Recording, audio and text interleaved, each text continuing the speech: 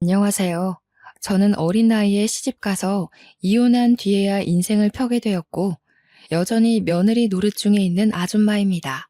제게는 친부모만큼이나 은인인 시모가 한 분 계십니다. 다들 결혼을 하게 되면 시모와 적이 된다지만, 저에게 시모는 완전 다른 의미의 존재인데요. 시모가 안 계셨다면 아마 제가 이 사연을 쓸 수 있는 여유도 없었을 겁니다. 시모 덕분에 이혼을 할 수 있었고, 시모 덕분에 새 삶을 살게 된 저의 고군분투 사연을 들려드리고 싶어서 찾아왔어요. 세상에 저런 가정도 있구나 생각하며 넓은 아량으로 제 글을 봐주셨으면 좋겠습니다. 어린 나이에 시집을 간 저는 결혼한 지 얼마 되지 않아서 친정아빠를 잃었습니다. 친정엄마는 제가 아주 어릴 적에 뇌경색으로 먼저 돌아가신 걸로 알고만 있었어요. 엄마를 전혀 기억하지 못할 나이였기에 아빠가 말해준 이야기로만 엄마의 이미지를 상상하곤 했죠. 친정아빠는 저를 데리고 아주 어렵고 가난하게 살았습니다. 돌아가실 때 제게 물려주는 재산은 없었지만 그렇다고 빚을 남기지도 않았어요. 아빠가 그렇게 악착같이 밤낮을 일했던 건 아무것도 줄 게 없는 제게 빚만큼이라도 물려주지 않기 위해서였을 겁니다. 저는 당연히 의무교육은 받고 컸지만 대학 같은 건 생각지도 못했고 20살이 되자마자 고깃집 알바를 해서 돈을 벌어야 했습니다. 그걸 친정아빠가 굉장히 미안했어요. 저에게만이라도 가난 때문에 피해보게 하는 일은 없도록 만들고 싶었다는데 저는 대학을 못 간 것이 친정아빠 탓이라고 생각하지 않아요. 대학은 제가 공부를 더 열심히 했다면 장학금을 받고 기숙사에 들어가 다닐 수 있는 부분이지 않습니까? 제 능력이 그만큼 대단하지 못해서 대학 못 가게 된 것이라 친정아빠 탓을 한 적이 없었거든요. 그래서 한 번씩 술 마시면 자책하는 아빠에게도 아빠 탓 아니라고 달래주었네요. 저는 나이 20살까지 크면서 한 번도 아빠에게 집안 환경에 대해 불평을 한 적도 없습니다. 아빠의 감사한 노력 덕분에 저는 가난 속에서 허덕이며 컸다는 느낌도 못 받았고요. 그런데 딱 한 번 제 인생을 탓하고 후회를 했던 일이 있었는데요. 그게 바로 결혼이었습니다. 예나 지금이나 저에게 결혼은 도려내고 싶은 경험이었어요. 결혼을 했을 때 그런 생각을 많이 했던 것 같습니다. 내가 만약 돈 많은 집 딸이었다면 좀 더 똑똑하고 현명하게 클 수 있지 않았을까? 나를 만만하게 보고 접근하는 사람들이 없지 않았을까 하는 생각들이요. 저는 고깃집 알바를 하면서 거기에 사장님과 결혼을 하게 되었는데요. 사장님은 당시 30대의 젊은 남자였습니다. 저랑은 9살 차이가 났어요. 당시 사장은 알바생들 중 저와 유독 친하게 지냈거든요. 그 이유가 제가 다른 알바생처럼 짧게 일하다 그만두는 알바생이 아닌 실하고 길게 일해주는 알바생이었기 때문이었죠. 그래서 저를 더 동생처럼 잘 챙겨주기도 했습니다. 집에 가서 먹으라고 남는 고기를 포장해주기도 하고 제 형편을 알기 때문에 한 번씩 비싼 고기도 포장해서 친정아빠랑 같이 먹으라고 건네기도 했어요. 어머, 사장님, 이건 너무 많아요. 그리고 이거 비싼 거잖아요. 저는 삼겹살이면 돼요. 전 진짜로 삼겹살이 더 좋아요. 저희 아빠가 삼겹살에 소주 먹는 걸 진짜 좋아하거든요. 삼겹살까지 더 챙겨가면 되겠네. 너한테 주는 건 하나도 안 아까우니까 가져가. 네가 꾸준히 일해주는 덕분에 너만 있으면 가끔씩 바깥일이나 은행 업무도 보고 올 수 있었잖아. 이거 준다고 내가 금방 손가락 빨게 되는 건 아니다. 나도 넉넉하니까 챙겨주는 거지. 처음엔 마냥 공짜라는 생각에 좋아라 했는데 나중에 되니까 민폐가 아닌가 싶더라고요. 그래서 결국 사장님한테 돈을 지불하려고 했는데 사장님이 정색하면서 우리 사이에 돈을 왜 주고받냐고 하대요. 그러면서 하는 말이 사실 저한테 이성으로 관심 있기도 해서 챙겨주는 거라고 하는 거 아니겠어요? 장사 때문에 제대로 밖에서 만나볼 시간도 없었지만 그래도 내가 꽤 괜찮은 놈이거든? 정말 잘해줄 자신 있으니까 나랑 한번 만나볼래? 난 제법 오래전부터 널 마음에 두고 있었어. 든든한 우리 친정아빠처럼 또 다른 매력으로 제게 소나무 같은 버팀목이 되어주던 사장님이었는데 그런 고백을 받으니까 제가 흔들릴 수밖에 없더라고요. 그렇게 서로를 향한 정이 결혼까지 이어질 줄은 몰랐습니다. 저는 23살 나이에 시집을 갔어요. 무엇보다 친정아빠가 제 결혼을 무척 기뻐하셨습니다. 결혼식이 끝나고 신혼여행을 떠나기 전 제 남편 손을 꼭 잡고서 해주신 말이 있었어요. 우리 딸 잘 부탁하네. 자네만 믿을게. 내가 우리 귀한 딸 두고 늘 마음이 불안해서 뭘 제대로 할 수가 없었는데 이제야 마음 편히 내 일을 볼 수 있겠어. 우리 애가 아직 어려서 많이 서툴 거야. 너그럽게 이해해주고 좀 많이 가르쳐주게.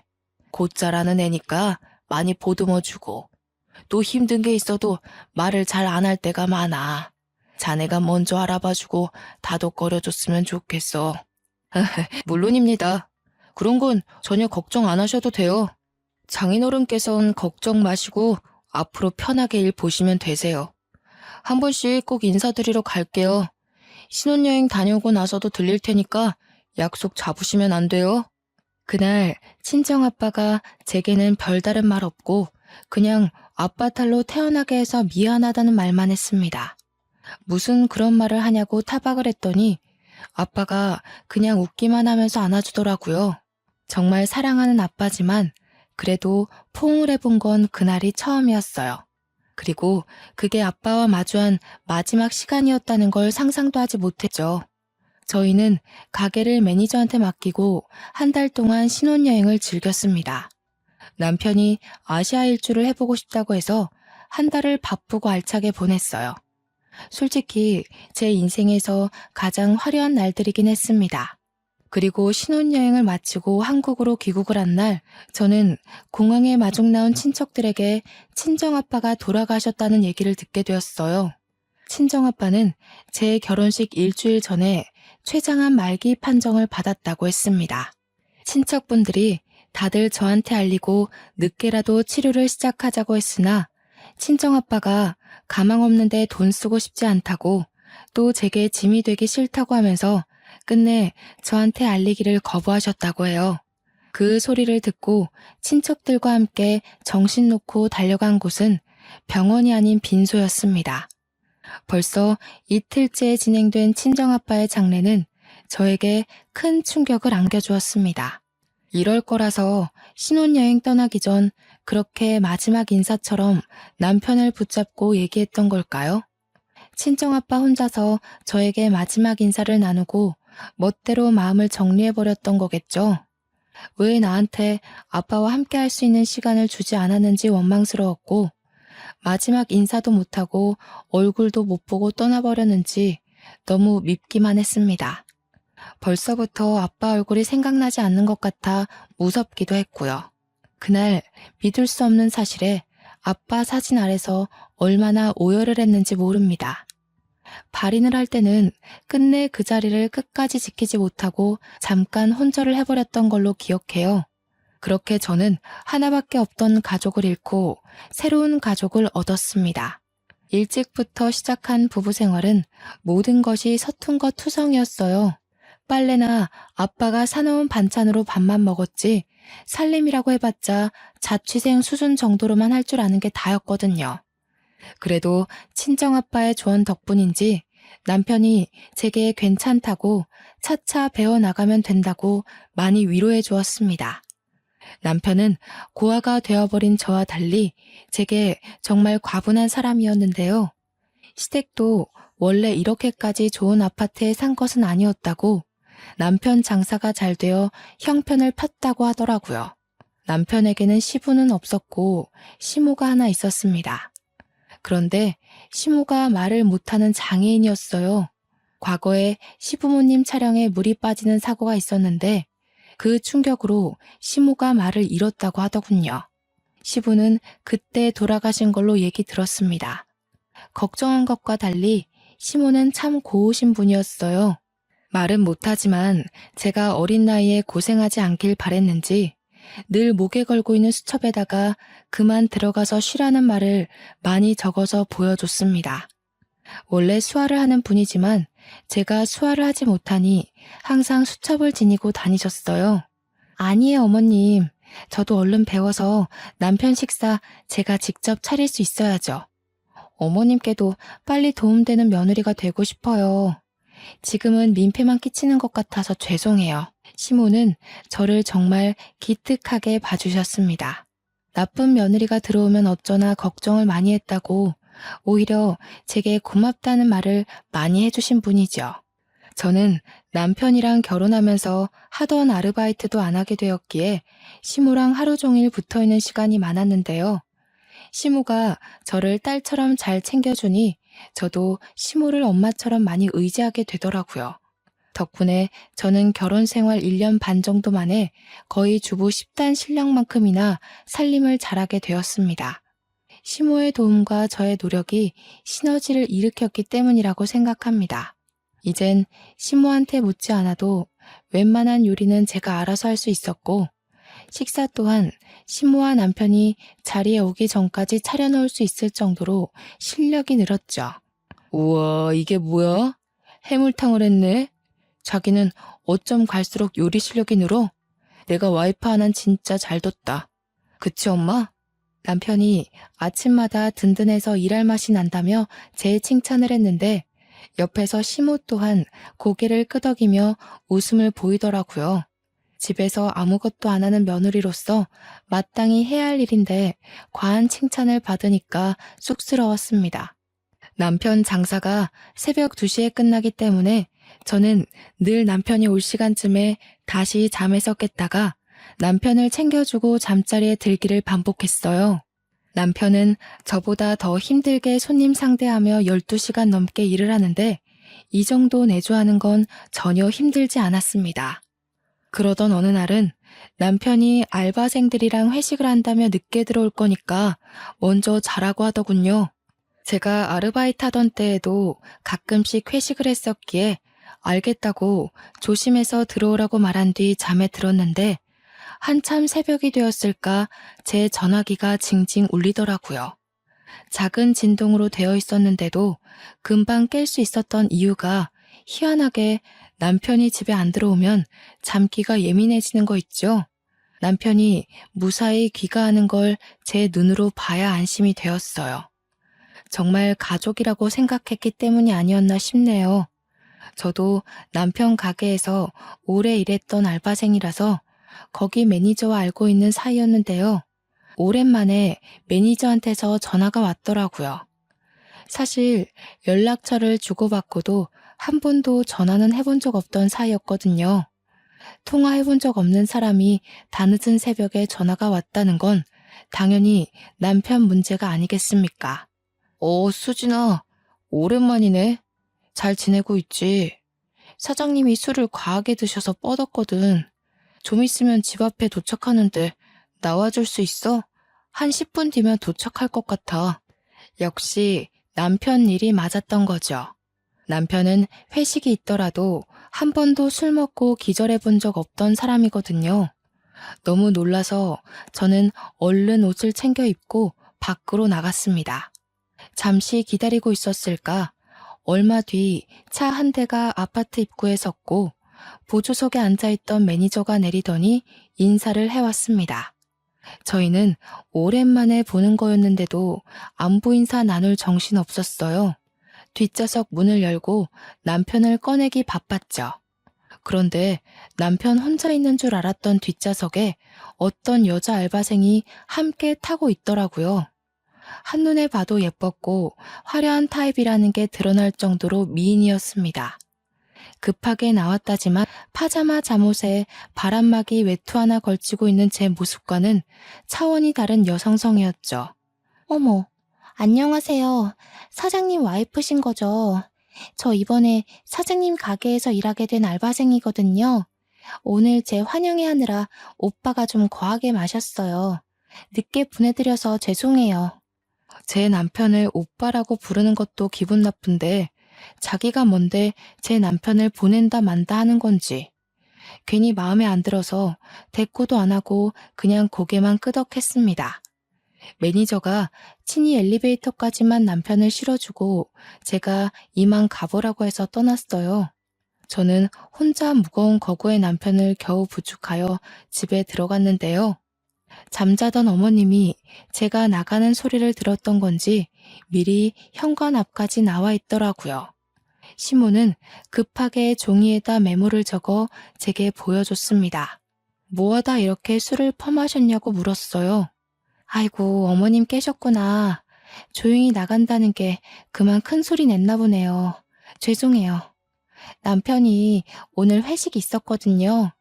기분 좋은 일 있었는지 평소랑 다르게 많이 마셨나 봐요.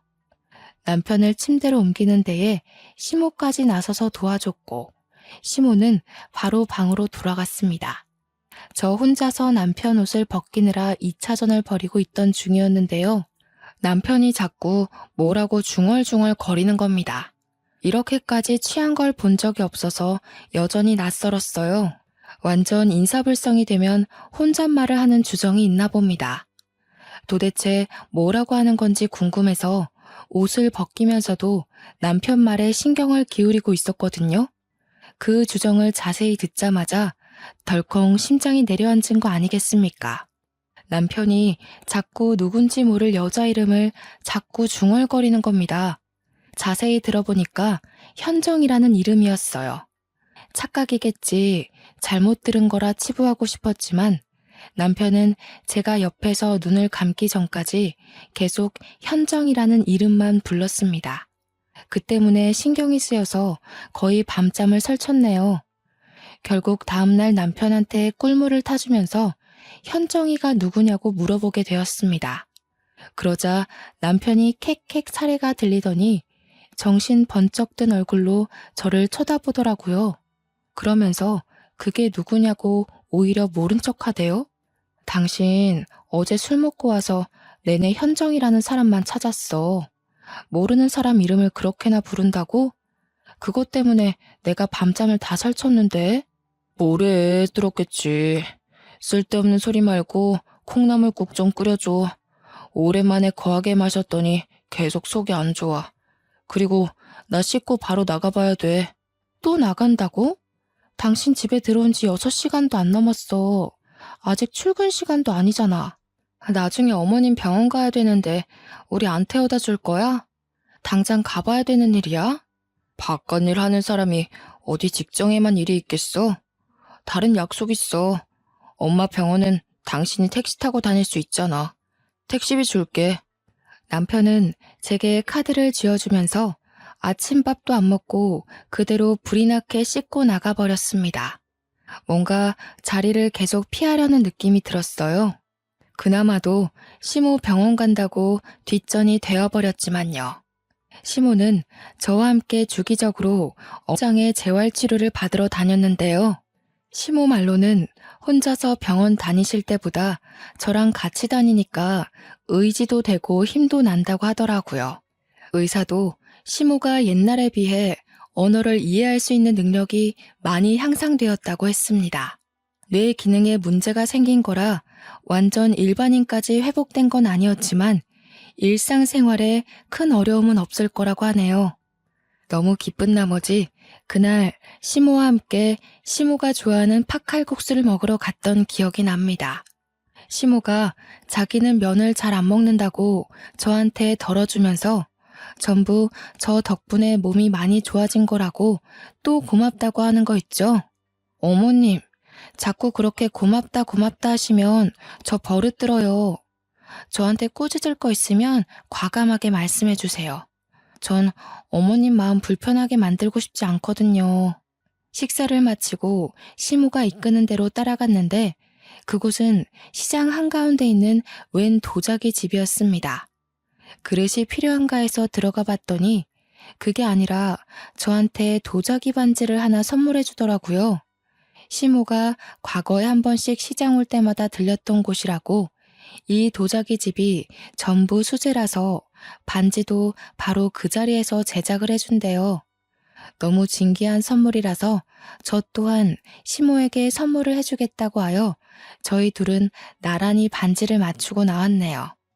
그리곤 함께 장볼거리 좀 산 뒤에 시장을 빠져나왔고 근처가 남편 일하는 곳이라 한번 들리기로 했습니다. 남편 가게까지 거의 다 왔을 때쯤 알아챘는데요. 제가 깜빡하고 산 걸 두고 와버렸지 뭡니까. 시모한테 남편 가게 안에 들어가 있으라고 하고 급히 3분 거리의 시장으로 다시 돌아갔습니다. 금방 갔다가 왔더니 시모가 저한테 달려오고 있는 거 아니겠어요? 느닷없이 제 손을 붙잡아 당기며 집에 가려고 하더군요. 어머님, 어디 가세요? 남편 만났어요? 남편한테 고기 좀 얻어가려고 했는데. 잠깐만요. 제가 남편한테 빨리 말하고 올게요. 시모가 자꾸 제가 하는 말에 손사래만 치면서 계속 집에 가자고 당기는 겁니다.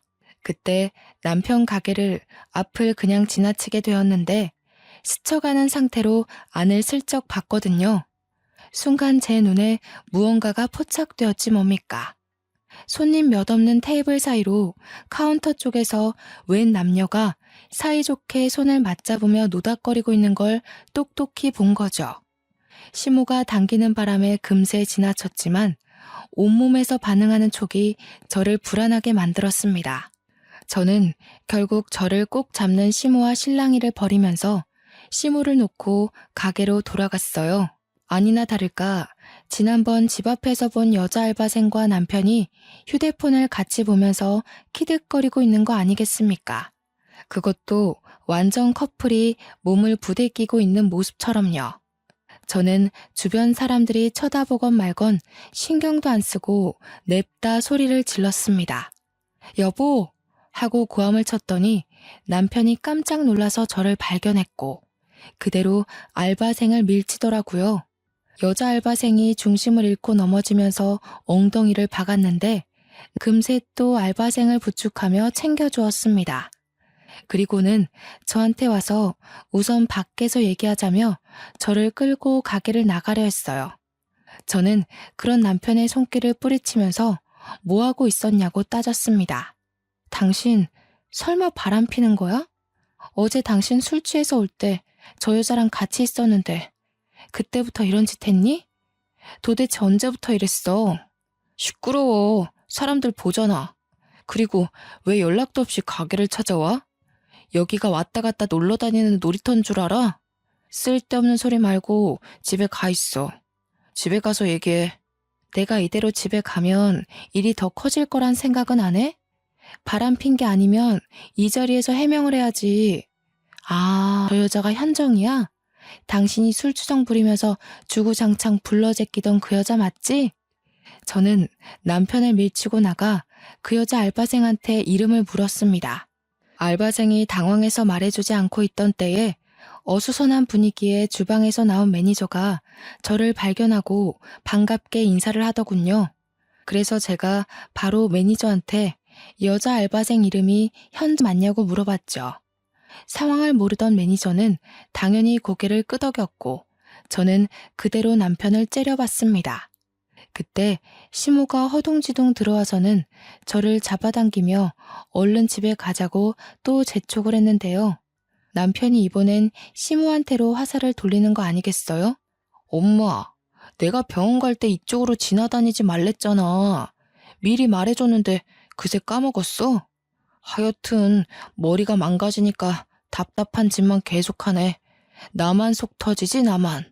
남편이 언성을 높이자 시모가 남편한테 미안하다고 두 손을 싹싹 빌었습니다. 그러면서 시모가 다시 저를 끄집어 당겼어요. 그런데 곰곰이 생각해보니까 남편 말이 좀 이상하더라고요. 이쪽으로 지나다니지 말랬다고요? 그런 경고를 시모한테 미리 얘기를 했다는 건 이미부터 이런 수상쩍은 짓을 하고 다녔다는 거 아닌가요? 제가 그걸 눈치채고 다시 남편한테 따지고 물었더니 당황한 남편이 영업방해로 신고하기 전에 나가라고 협박을 하기 시작하더군요. 그러면서 저와 시모를 힘으로 몰아냈고 계단이 있는 것도 고려 안 한 채 무작정 밀어붙이는 탓에 시모가 발라당 바닥을 굴렀습니다. 지나가던 사람들이 놀라서 시모를 살폈고 가게 안의 사람들도 그제서야 일어나서 남편을 동영상 찍기 시작했어요. 화가 잔뜩 난 저는 시무를 살펴주다가 들고 있던 두부로 냅다 남편 머리통을 후려쳤고 그걸로 모자라서 봉지에서 두부를 꺼내 남편한테 패대기를 쳐버렸어요. 뭘 잘했다고 네 엄마를 그렇게 사정없이 밀어버려. 유부남이 대낮에 사람들 보는 앞에서 바람피는 게 잘한 짓이야? 네가 그러고도 어머님 아들이라 말할 자격이 있어? 아이씨, 내 돈으로 먹고 자고 싸고 치료까지 받으면서 그럼 그건 누가 효도하는 건데? 이렇게까지 해줬으면 나머지는 당신이 며느리로서 해야 되는 거 아니야? 그러게, 내가 좋게 말할 때 집에 돌아갔으면 이 꼴은 안 당했을 거 아니야? 남편의 호통은 사람들의 주의를 모으기 충분했고 남편은 제 분에 못 이겨 우리를 내버려 두고서 가게의 깊숙한 곳으로 들어가 버렸습니다. 하는 수 없이 저는 시모를 챙겨 집으로 돌아왔는데 시모가 저한테 계속 미안하다고 계속 메모를 적어주더군요. 알고 보니 시모는 남편이 바람피고 있는 걸 진작에 알고 있었더라고요. 아들이란 이유만으로 또 며느리인 내가 상처받길 원치 않아서 모든 걸 모른 채 입 다물고 있었다고 자백했습니다. 어머님, 저 너무 화나요. 솔직히 어머님한테도 배신감 느끼고요. 차라리 다 말해주시지. 그럼 제가 어머님한테만큼은 이렇게까지 배신감 느끼지 않았을 거예요. 전 어머님 너무 좋아했는데 역시 핏줄 앞에선 진심도 아무 소용이 없네요. 저 혼자 어머님을 엄마로 생각했나 봐요. 하긴 아들보다 며느리가 좋은 시어머니가 어딨겠어요. 어머님, 저 때문에 부담스러우셨겠어요. 이젠 저한테 신경 끄셔도 돼요. 저도 그럴 테니깐. 그날 저는 결혼하고서 난생 처음 시모에게 상처 주는 말을 서슴지 않고 해버렸습니다. 시모가 저를 붙들고 미안하다고 사과를 했지만 용서를 받아주지 않고 외면을 했어요. 그렇다고 가진 돈이 없는 제가 바로 집을 나갈 수 있는 건 아니었습니다. 생계 때문에 당당하게 이혼하자는 소리도 꺼내지 못하고 이대로 남편과 냉전 상태만 유지했죠. 그러다 돈 없는 제가 끝내 이혼 결심을 한 계기가 생겼는데요. 바로 친정아빠의 첫 기일날이었어요. 남편과 사이가 안 좋더라도 장인어른 기일은 남편한테 알려줘야 할 것 같아서 막 일하러 출근한 남편한테 전화를 했거든요. 그런데 웬 여자가 받는 거 아니겠습니까? 바로 그 문제의 알바생 상간녀였어요. 네, 사장님 커피 사러 갔는데 뭐라고 전해드릴까요? 근데 사모님, 그 전에 제가 궁금한 게 있는데요. 오빠가 사모님한테 마음 뜬 거 알면서 왜 계속 붙어 있어요? 혹시 돈 보고 자존심 없이 참고 살고 있는 거예요? 뭐라고요? 그쪽이야말로 가게에서 개망신 당해놓고 왜 아직 내 남편이랑 만나요? 생각 똑바로 바뀐 사람이면 그 가게에서 일 그만둬야 되는 거 아닌가요? 어머, 설마 저랑 오빠가 그날 소동 때문에 사이가 틀어진 줄 알았어요? 순수하기도 하셔라. 사모님이 생각하시는 것보다 저랑 오빠 꽤 돈독한 관계예요. 특히 오빠가 저한테 푹 빠져있네요. 내 남편 돈 보고 붙어있는 건 내가 아니라 그쪽이겠죠. 얼마나 돈에 미쳐있으면 유부남을 꼬셔서 남의 가정을 파탄내요? 어린애라서 그런가? 사모님이 모르셔도 너무 모르신다. 세상에 돈이면 미치는 사람들 많아요. 돈이란 건 남녀 불문, 나이 불문, 국적 불문하고 굉장한 가치잖아요? 참, 그거 알아요? 사모님 한 번씩 혼자 장 보러 갈 때 이미 어머님한테는 여러 번 인사를 드렸어요. 상간녀 발언에 흔들리고 싶지 않았는데 결국 저는 마지막 말을 듣고서 심장이 내려앉아 버렸습니다. 그대로 전화를 끄는 저는 당장 시모방을 찾아가서 물었습니다. 그러니 시모가 죄인처럼 고개를 숙이면서 맞다고 수긍하더라고요. 제게는 그것이 정말 청청병력 같은 소식이었고 결국 저는 그 자리에서 이혼을 결심해버렸죠. 여기서 더 실망하게 된다면 저 어머님한테 해코지하고 싶을지도 몰라요. 어머님 변명 더는 안 듣고 싶으니까 메모 적지 마세요. 제가 이 집을 나가는 게 맞았어요. 가진 게 없어서 남편이랑 상간녀 소송할 돈이 없다는 게 진짜 너무 서럽네요. 그렇게 저는 남편에게 이혼을 요구했고 집을 나설 때 합의 이혼서에 도장을 찍었습니다. 제출은 시간 많은 제가 하기로 했고 남편은 저를 전혀 붙잡지 않았어요. 그날 제가 난리친 덕분에 남편 가게 이미지가 인터넷에서 소문이 쫙 나버리는 바람에 매출이 뚝 떨어졌거든요. 그래서 남편은 제 꼴을 진작에 보고 싶지 않아 했습니다. 이혼을 하게 되면 저는 남편보다 더한 가난을 얻게 되겠지만 몇 없는 짐과 재산 분할로 제게 떨어질 돈만 있는 걸로 만족하기로 하고 집을 나가게 되었어요. 제가 집을 나가는 당일 시모가 저를 방으로 불렀는데요. 솔직히 시모가 미워도 그동안 엄마라고 생각하고 믿고 의지했기에 시모를 두고 가는 것이 마냥 편치만은 않았습니다. 아니나 다를까 시모도 마찬가지였나 봅니다. 제게 밤새 쓴 것 같은 긴 내용의 편지를 건네더라고요. 그러면서 웬 검은 봉지 하나까지 챙겨주셨는데 그건 받지 않으려 했지만 시모가 무작정 제 가방에 쑤셔 넣었습니다. 시모를 향한 저의 진심은 절대 가짜가 아니었고 그렇기 때문에 받은 상처는 더없이 깊어서 시모가 챙겨주는 물건들이 달갑지 않더군요. 꺼내보지도 않고 그냥 집을 나와버렸습니다. 시모가 베란다에서 저를 내다보는 게 느껴졌지만 끝내 인사도 안 하고 돌아보지도 않았어요. 다시는 볼 수 없는 가족일 테고 좋게 작별하는 것도 아닌데 뭐하러 인사를 하겠습니까? 그렇게 제가 가장 먼저 찾은 곳은 결혼하기 전 친정아빠와 살던 곳이었습니다. 진작에 집을 팔긴 했지만 빈민촌이라서 아직 계약한 사람이 없더라고요. 거의 공가 수준으로 방치되어 있었어요. 집 안에 들어가 대문 올라가는 계단에 앉은 저는 한참 멍 때리다가 시모가 줬던 편지를 꺼내봤습니다. 야무지게 나열된 글씨를 쭉 읽어 내려가던 제 눈동자가 점차 세차게 흔들렸고 그 내용을 다 읽고 나서는 곧장 시모가 준 검은 봉지를 급하게 뒤졌습니다. 편지에는 처음부터 끝까지 시모의 자책이 담겨 있었는데요. 자신이 아들을 잘못 키웠다고 남의 집 귀한 자식한테 큰 상처를 줬다면서 자기 아들이 잘못했다는 거 알지만 이렇게 밉고 못된 놈도 자식이라고 못난 엄마 된 입장에서 보듬으려 했다며 저와 남편을 둘 다 지키려다 이 꼴이 났다고 미안하다는 내용이 가득했어요. 그러면서 마지막 추신에 그동안 딸이 주는 사랑 알게 해줘서 고맙고 우리 창창하고 예쁜 며느리가 앞으로 하고 싶은 일 하면서 건강하게 살았으면 좋겠다고 내가 가진 게 이것밖에 없으니 이 돈으로 자기 아들 소송하라며 돈을 조금 넣었다고 하는 겁니다. 검은 봉지 안에 든 건 다름 아닌 3개의 통장이었습니다. 그 안에는 각각 1억, 2억, 4억의 액수가 찍혀 있었어요. 그런데 중요한 건 통장 중에 명의 하나가 제 이름으로 되어 있는 거 아니겠습니까? 그 말은 본래 가지고 있던 2개의 통장과 다르게 나머지 하나는 일부러 저를 주기 위해 만들었다는 거잖아요. 어떻게 이럴 수가 있는 걸까요? 제가 얼마나 모진 말을 했는데 남편의 불륜을 알아채고 난 후부턴 시모에게 따뜻한 눈길마저 준 적 없었단 말입니다. 병원 가는 시모를 혼자 내버려뒀고 또 한 번 같이 먹지 않았어요.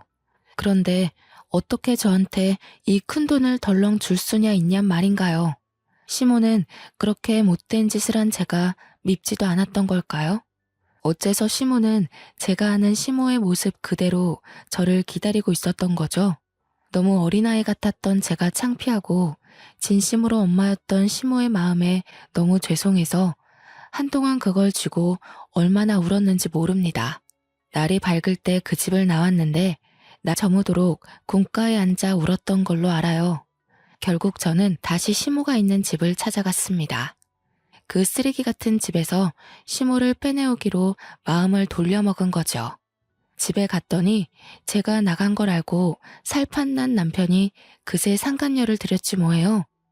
제가 집을 나간 게 12시간도 안 되었는데 얼마나 이 순간을 기다렸으면 그새 상간녀를 집까지 들였을까요?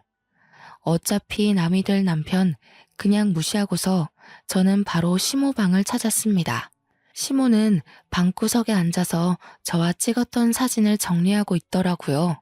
저는 진작에 빼버린 도자기 반지도 시모는 여전히 끼고 있었습니다.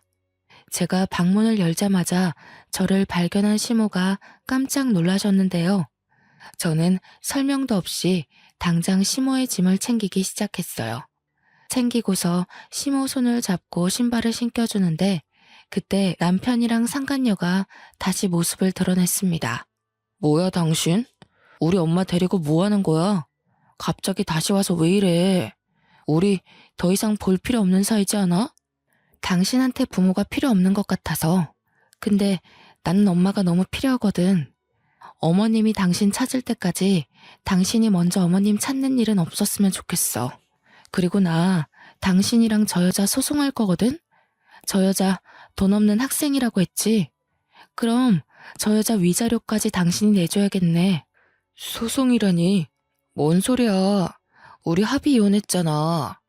배운 거 없어서 멍청한 줄은 알았지만 합의 이혼하면 소송 못하는 것도 모르는 바본 줄은 몰랐네. 아, 그 합의서 내가 찢어버렸어. 머리 검은 짐승한테는 회유보다 채찍이 나을 것 같더라고. 돈 없는 여자 끼고 노는 것도 당신이 돈이 있어야 가능할 텐데 이젠 그런 짓도 못해서 어쩌나? 몸이 근질근질하겠네? 뭐야, 제정신이야? 합의 본 걸 왜 이제 와서 뒤엎고 난리야? 이거 무효야. 우린 분명 합의 이혼한 거고 소송 같은 거 못해. 나야말로 소송하기 전에 다시 합의서 갖고 와. 내가 정말 궁금한 게 있어서 그러는데 당신 저 여자 데리고 살 생각이야? 내가 아무것도 몰랐던 것처럼 저 여자도 아무것도 모른다 생각해서 끼고 살려는 거니? 나이를 그만큼 먹는다고 다 제정신인 건 아니구나. 저기요, 현정이라고 했죠? 이제 그 남자 빈털털이 될 텐데 저 남자한테 돈 보고 접근한 거라면서요. 다른 남자 찾는 게 좋을 거예요.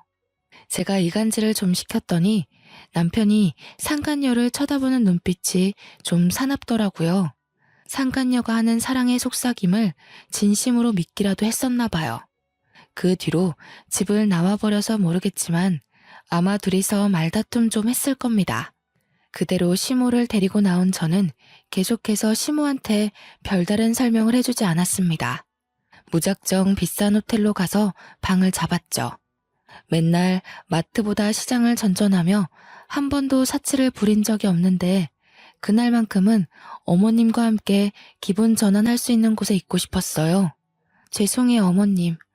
어머님 뜻 안 물어보고 마음대로 모셔와서요. 다시 돌아가고 싶다고 해도 괜찮아요.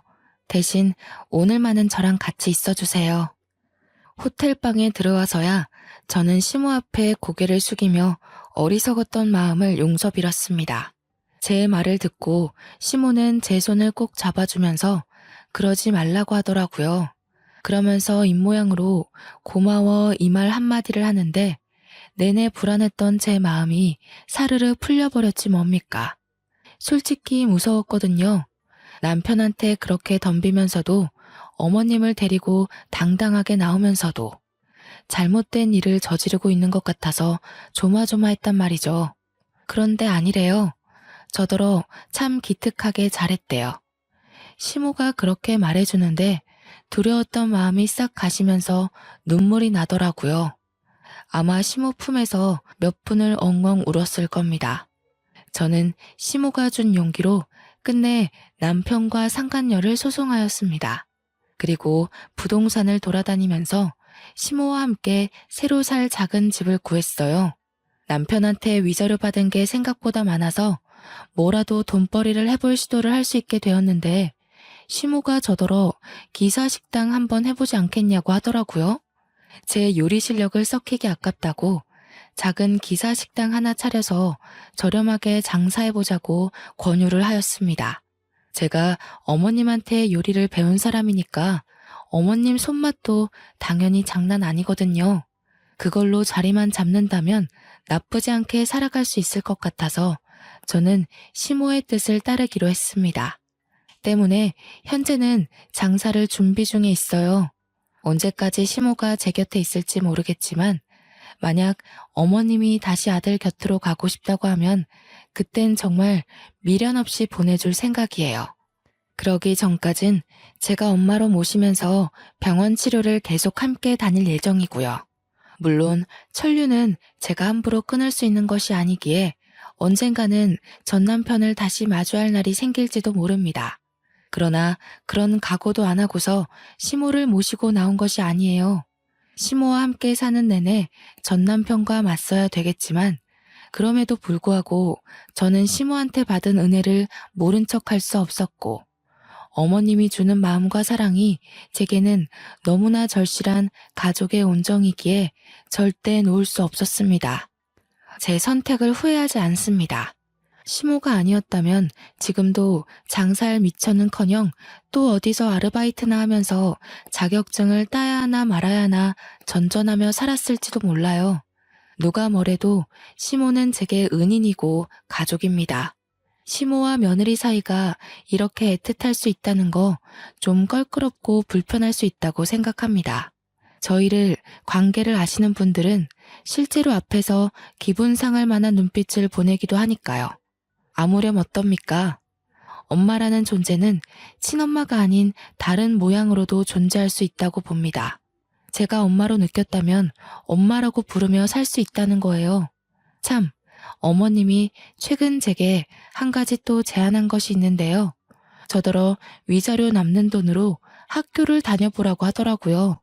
제 나이가 이제 막 26살이 되었습니다. 고등학교 졸업한 지도 6년이 지났고 책 안 읽은 지도 너무 오래됐는데 갑자기 공부를 하는 게 어떠냐고 해서 좀 당황했어요. 어머님은 제가 아직 어려서 앞으로 세상 풍파를 겪을 날이 더 많아질 거고 나쁜 목적을 가진 사람으로부터 스스로를 지킬 수 있는 사람이 되려면 공부를 해야 된다고 하더군요. 그러면서 자기가 언제까지 목숨이 붙어 있을지 모르니 제가 홀로서기를 할 수 있는 능력을 길렀으면 좋겠다고 했습니다. 그 소리를 처음 들었을 땐 무슨 그런 말을 하냐고 시모를 나무랐는데 생각해보니 시모의 말이 틀린 것 없더라고요.